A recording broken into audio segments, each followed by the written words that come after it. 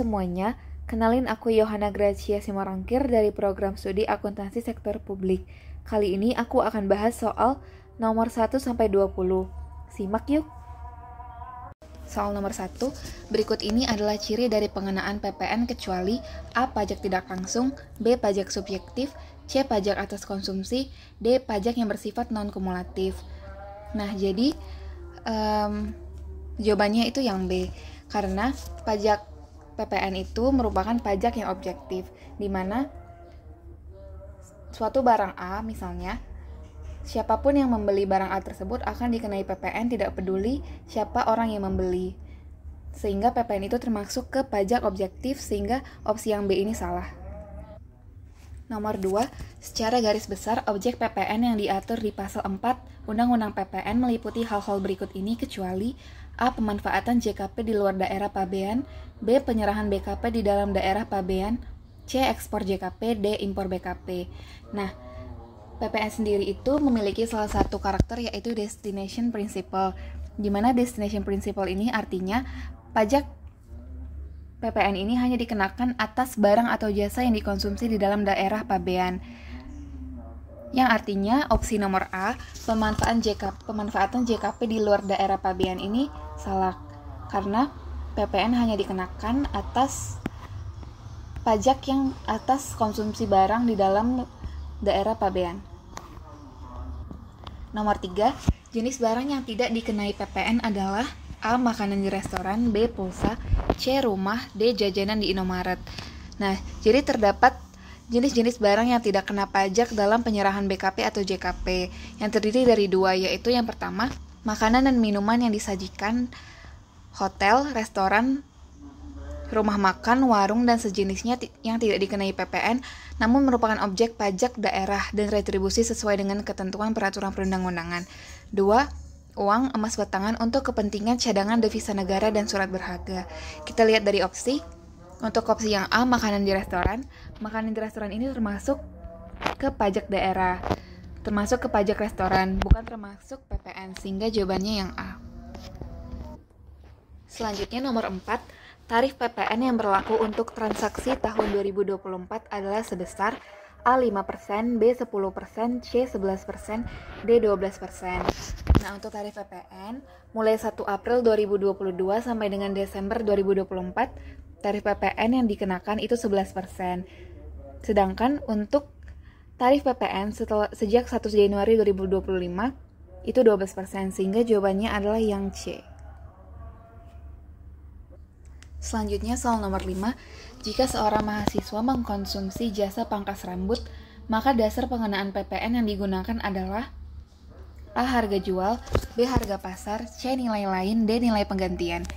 Berdasarkan PMK 131 tahun 2024, untuk barang selain tergolong mewah, akan dikenakan DPP nilai lain dengan rumus 11/12 dikali dengan harga jual atau nilai pengganti atau nilai impor, sehingga jawabannya adalah C. Nilai lain. Soal nomor 6, jika PTA melakukan transaksi penyerahan BKP senilai Rp10.000.000 pada instansi pemerintah B, maka mekanisme pengenaan PPN yang benar adalah A. Tidak ada pemungutan PPN karena transaksi dengan pemerintah, B. Transaksi terhutang PPN namun tarifnya 0% dari DPP PPN, C. Instansi pemerintah B memungut PPN 11% dari DPP PPN, D. PTA memungut PPN 11% dari DPP PPN.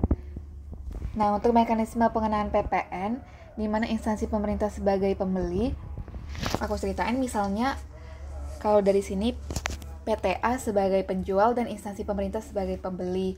Nah, PTA akan menyerahkan BKP dan menyerahkan faktur pajak dengan kode faktur pajak 02 ke instansi pemerintah, di mana dalam hal ini instansi pemerintah itu akan memungut dan menyetor sendiri PPN yang terhutang atas transaksi ini.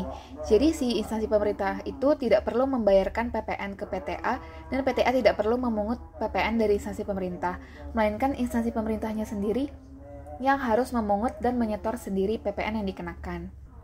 Untuk jumlah PPN yang wajib dipungut oleh instansi pemerintah itu dihitung dengan cara biasa dengan mengalihkan tarif PPN yang berlaku dengan dasar pengenaan pajak atau menggunakan besaran tertentu sesuai dengan ketentuan perundang-undangan di bidang perpajakan.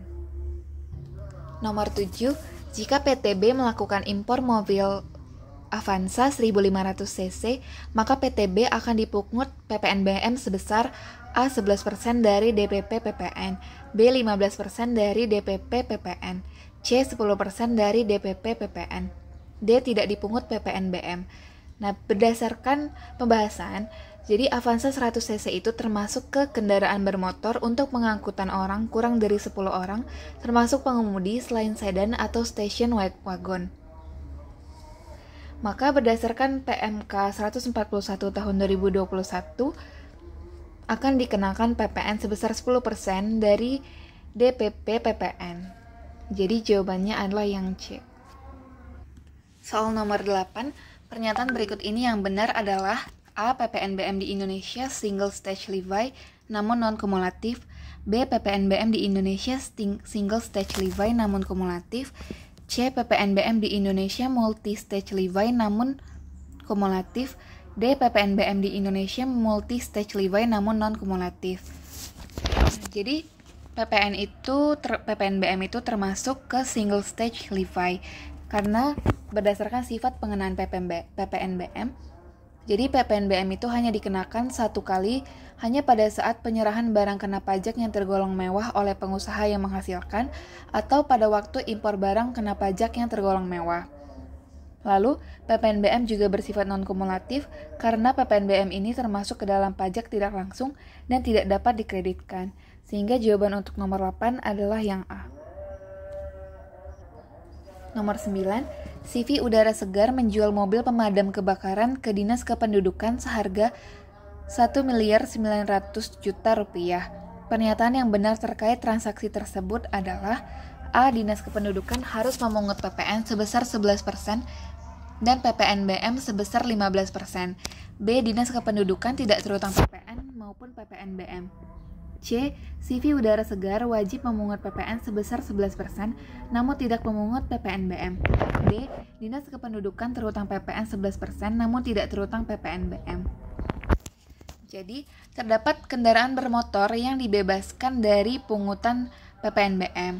Yang pertama itu ada kendaraan bermotor yang digunakan untuk kendaraan ambulan, kendaraan jenazah, kendaraan pemadam kebakaran, kendaraan tahanan, dan kendaraan angkutan umum. Nah, di sini CV Udara Segar itu kan menjual mobil pemadam kebakaran, di mana mobil pemadam kebakaran itu dibebaskan dari pungutan PPNBM, sehingga jawaban yang benar adalah yang B. Dinas Kependudukan tidak terutang PPN maupun PPNBM. Nomor 10, tarif PPNBM 20% dikenakan pada kendaraan dengan ciri atau batasan sebagai berikut, yaitu A.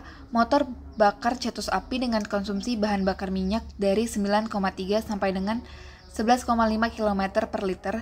B. Motor bakar nyala kompresi atau diesel atau semi diesel dengan konsumsi bahan bakar minyak mulai dari 10,5 sampai dengan 13 km per liter. C. Motor bakar nyala kompresi atau diesel atau semi diesel dengan tingkat emisi CO2 mulai dari 150 sampai dengan 200 gram per kilometer. D. Kendaraan bermotor dengan kapasitas isi silinder 3000 sampai 4000 cc. Untuk pembahasannya, berdasarkan PMK nomor 141 dan PMK nomor 10 tahun 2021, yang benar itu adalah yang D. Tarif PPNBM 20% akan dikenakan pada kendaraan bermotor dengan kapasitas isi silinder 3000 sampai 4000 cc. Selanjutnya, aku akan membahas soal nomor 11 sampai 20. Soal nomor 11, secara nyata objek pajak yang tidak ditujukan untuk mencari keuntungan dapat diketahui dari A. Luasnya bumi, B. AD atau ART, C. Survei pada karyawan, D. Bentuk bangunan. Nah, jadi di sini jawabannya itu yang D. Bentuk bangunan. Dari bentuk bangunan itu, kita bisa menunjukkan fungsi dari bangunan tersebut. Di sini juga aku melampirkan bangunan-bangunan yang tidak dimaksudkan untuk memperoleh keuntungan. Contohnya seperti bumi dan atau bangunan yang digunakan semata-mata untuk melayani kepentingan umum di bidang keagamaan, panti sosial, kesehatan, pendidikan, dan kebudayaan nasional. Sehingga jawabannya itu yang D, bentuk bangunan. Soal nomor 11, orang atau badan yang mempunyai hak memiliki, menguasai, atau mendapat manfaat dari objek yang nilai jual objek pajaknya kurang dari NJOP/TKP. A. Tetap merupakan subjek pajak, B. Tetap merupakan wajib pajak, C. Tetap membayar pajak, D. Tetap tidak membayar pajak. Untuk pembahasannya, jadi subjek pajak itu adalah orang atau badan yang secara hukum bisa dikenai pajak terlepas dari apakah mereka harus membayar pajak atau tidak. Nah, dari soal ini tuh, kalau misalnya nilai jual objek pajaknya kurang dari NJOP/TKP, maka nilai NPOP/KP atau nilai perolehan objek pajak kena pajaknya akan menjadi 0 ataupun negatif setelah dikurangi NJOP/TKP. Namun, dengan NPOP/KP 0, orang tersebut harus tetap menjadi subjek pajak, namun tidak ada pajak yang terutang kepadanya. Sehingga jawabannya adalah yang A, tetap merupakan subjek pajak. Soal nomor 13, kapan BPHTB terutang untuk transaksi jual beli tanah? A. Pada saat tanah dipindah tangankan secara fisik, B. Pada tanggal terbitnya sertifikat baru, C. Pada saat ditandatanganinya akta jual beli, D. Pada saat tanah digunakan oleh pembeli. Di sini aku melampirkan secara lengkap kapan aja BPHTB atau bea perolehan hak atas tanah dan bangunan itu akan terutang. Yang pertama itu pada saat jual beli. Itu pada saat dibuat dan ditandatanganinya perjanjian pengikatan jual beli. Nah, sehingga dari soal itu kan kapan BPHTB terutang untuk transaksi jual beli tanah, maka jawabannya adalah yang C, pada saat ditandatanganinya akta jual beli. Untuk saat-saat terutang yang lain juga aku lampirkan di sini supaya teman-teman bisa membaca. Soal nomor 14, terdapat beberapa objek pajak yang tidak dikenakan BPHTB. Objek tersebut adalah tanah dan atau bangunan yang diperoleh kecuali dalam hal A. Perwakilan diplomatik, konsulat berdasarkan asas perlakuan timbal balik, B. Orang pribadi atau badan karena wakaf, C. Negara untuk penyelenggaraan pemerintahan dan atau untuk pelaksanaan pembangunan guna kepentingan umum, D. Digunakan untuk kepentingan hadiah. Untuk pembahasannya, jadi objek BPHTB itu adalah perolehan hak atas tanah dan atau bangunan dengan cara pemindahan hak atau pemberian hak baru.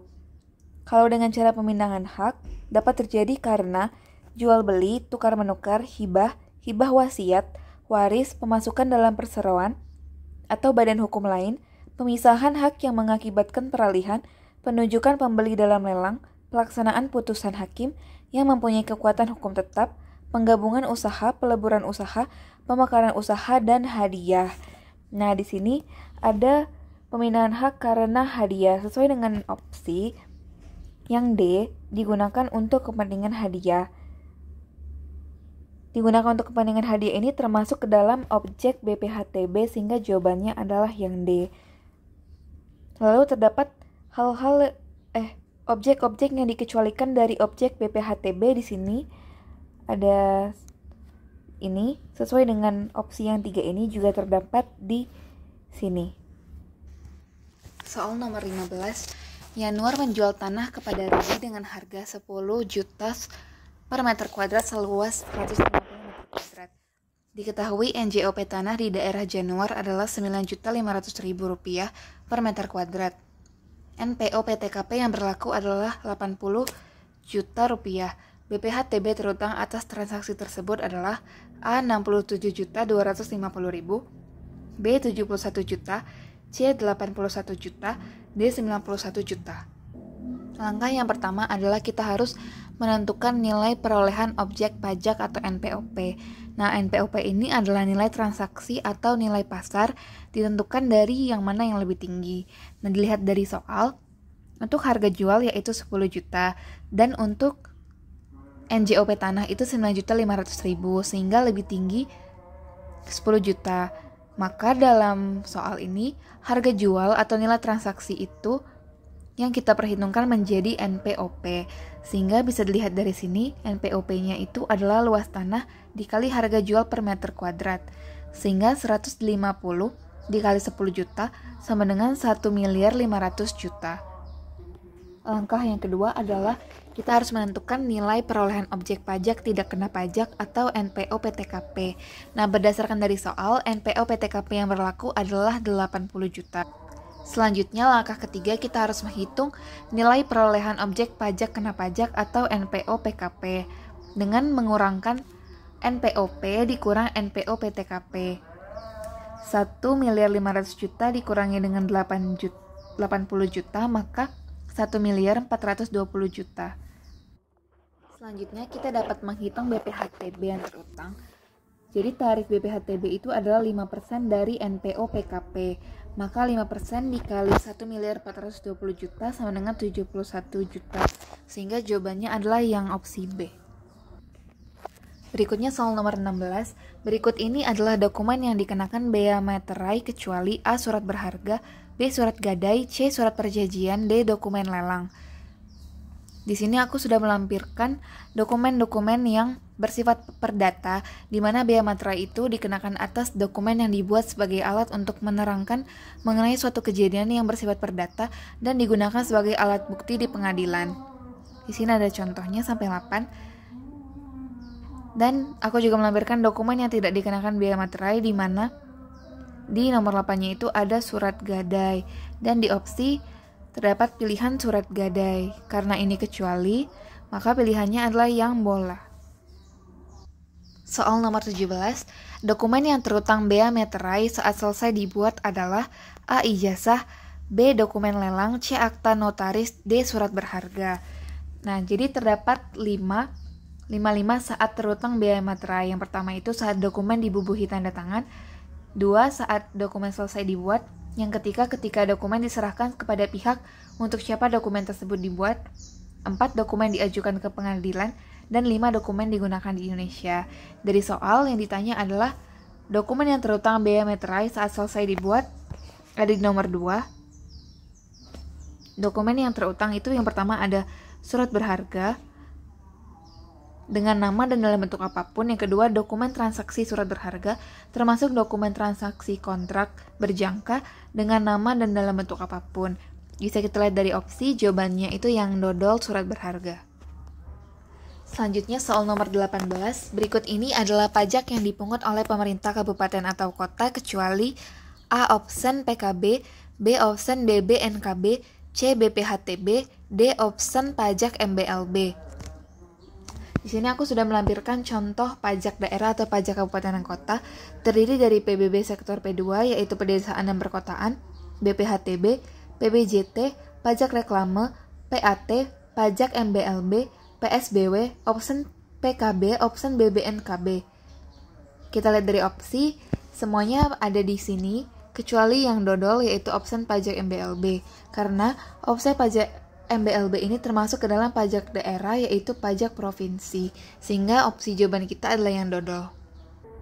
Nomor 19. Jasa penyerahan makanan atau minuman pada lounge bandar udara merupakan A. Objek PBJT, B. Objek PPN, C. Objek PPNBM, D. Objek retribusi jasa usaha. Untuk opsi A. Objek PBJT, terdapat pengecualian penyerahan makanan dan atau minuman sebagai objek PBJT. Di nomor 4 ini disediakan oleh penyedia fasilitas yang kegiatan usaha utamanya menyediakan pelayanan jasa menunggu pesawat atau lounge pada bandar udara, sehingga jasa penyerahan makanan atau minuman pada lounge bandar udara ini tidak termasuk pada objek PBJT. Untuk opsi C, objek PPNBM, jasa penyerahan makanan atau minuman itu tidak termasuk barang mewah sehingga tidak akan dikenakan objek PPNBM. Kalau untuk yang D sudah jelas tidak, karena tidak, menurut aku nggak nyambung. Maka jasa penyerahan makanan atau minum pada lounge bandar udara itu hanya akan dikenakan objek PPN. Nomor 20.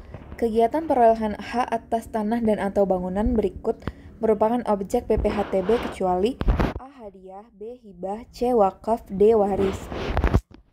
Jadi untuk pembahasan, bea perolehan hak atas tanah dan bangunan atau BPHTB itu akan adalah pajak atas perolehan hak atas tanah dan atau bangunan yang dapat terjadi karena yang pertama itu ada jual beli, tukar menukar, hibah, hibah wasiat, waris, pemasukan dalam perseroan atau badan hukum lain, pemisahan hak yang mengakibatkan peralihan, penunjukan pembeli dalam lelang, pelaksanaan putusan hakim yang mempunyai kekuatan hukum tetap, penggabungan usaha, peleburan usaha, pemekaran usaha, dan hadiah. Yang tidak ada dalam pembahasan itu hanya opsi C, yaitu wakaf. Terima kasih sudah menonton sampai akhir. Sampai jumpa di video berikutnya.